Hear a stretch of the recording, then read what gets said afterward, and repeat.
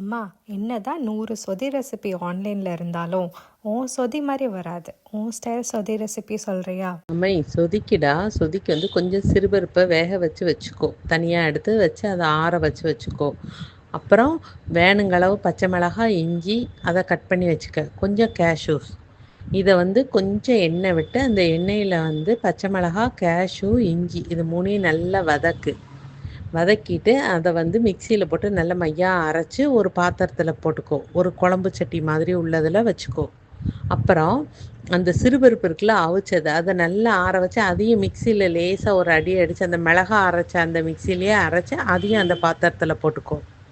தேங்காய் பால் டின் தானே நீ அங்கே யூஸ் பண்ணுவேன், அதனால் ஒரு தேங்காய் பால் டின்னு அதில் அதை உடச்சி ஊற்றிட்டு கொஞ்சமாக தண்ணி விட்டுட்டு அதில் உப்பு, மல்லி இலை இதெல்லாம் போட்டுட்டு வேணுங்களவு காய் என்னதுன்னா உருளைக்கிழங்கு, இது முருங்கைக்காய், பீன்ஸு, கேரட் இதான் போடணும். மற்றபடி தக்காளி பழம் அதெல்லாம் போடக்கூடாது, சரியா? ஒரு வெங்காயம் கட் பண்ணி வச்சுக்கோ.